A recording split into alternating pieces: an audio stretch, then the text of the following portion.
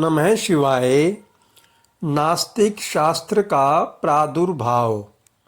चौथा अध्याय, पंचम खंड, श्री रुद्र संहिता, शिव महापुराण। ब्रह्मा जी नारद से बोले।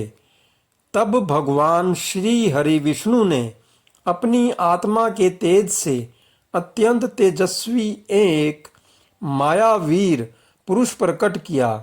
उसका सिर मुंडा हुआ था। उसने अत्यंत गंदे वस्त्र पहने हुए थे।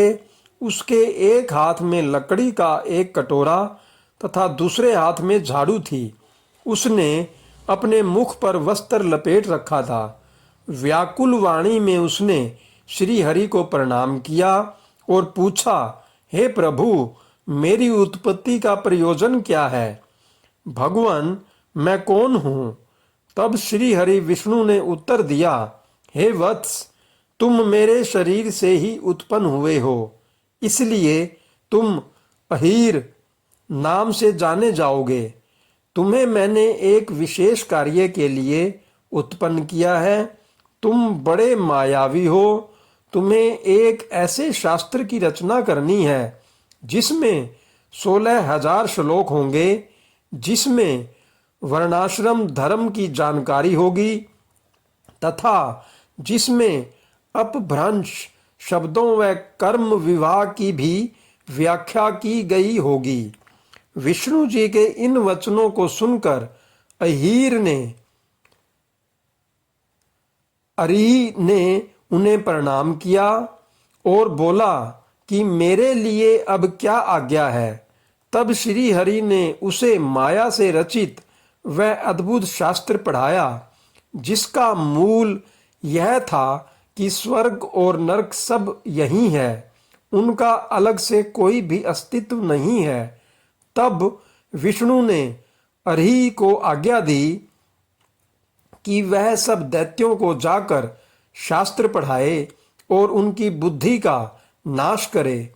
इस प्रकार यह शास्त्र पढ़कर त्रिपुरों में तमोगुण की वृद्धि होगी, जो उनके विनाश का कारण सिद्ध होगी।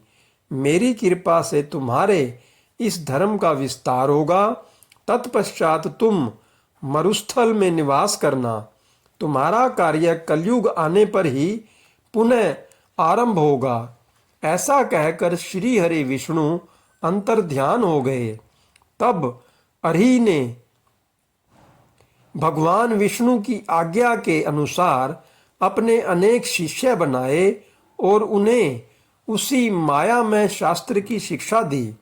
विशेष रूप से उनके 4 शिष्य बने, जिनको उन्होंने कृषि, पति, कीर्य और उपाध्याय नाम प्रदान किया। वे चारों शिष्य अपने गुरु के समान ही आचरण करने वाले थे। उनका एक ही धर्म था, पाखंड। वे नाक पर कपड़ा लपेटे गंदे वस्त्र धारण करके इधर उधर घूमते रहते थे। एक दिन अरही अपने चारों शिष्यों को अपने साथ लेकर त्रिपुर नगर में चल दिए। वहां पहुंचकर उन्होंने अपनी माया फैलानी आरंभ की, परंतु भगवान शिव की कृपा से उस त्रिपुरी में उनकी माया का प्रभाव नहीं हो रहा था। तब उन्होंने व्याकुल होकर भगवान विष्णु का स्मरण किया। भगवान विष्णु ने अलौकिक गति से सभी बातें जान ली। भगवान शिव का ध्यान करते हुए विष्णु जी ने, हे नारद, तुम्हारा स्मरण किया। अपने स्वामी के स्मरण करते ही तुम तत्काल उनकी सेवा में उपस्थित हो गए। उन्हें प्रणाम करके तुमने याद करने का कारण पूछा। तब श्री हरि ने तुम्हें आज्ञा प्रदान की कि तुम अरही और उसके शिष्यों को साथ लेकर त्रिपुर नगरी में प्रवेश करो और वहां के निवासियों को मोहित करके उन्हें माया से ओतप्रोत उस शास्त्र की शिक्षा प्रदान करो। अपने आराध्य भगवान श्री हरि की आज्ञा शिरोधार्य कर तुम उन पाखंडी ब्राह्मणों को साथ लेकर त्रिपुर नगरी की ओर चल दिए। वहां जाकर तुम ताराक्ष, कमलाक्ष और विद्युन्माली नामक त्रिपुर स्वामियों से मिले तथा उनसे उस मायामय शास्त्र की प्रशंसा करने लगे। तुमने उन्हें बताया कि तुम इसी शास्त्र से शिक्षा ग्रहण करते हो।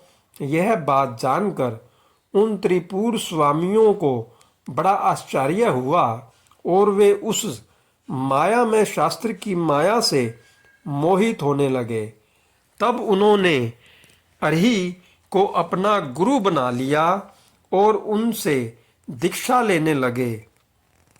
यह देखकर त्रिपुरों के अन्य निवासी भी उन मायावी शिष्यों एवं उनके गुरु से शिक्षा ग्रहण करने लगे। ओम नमः शिवाय। हर हर महादेव।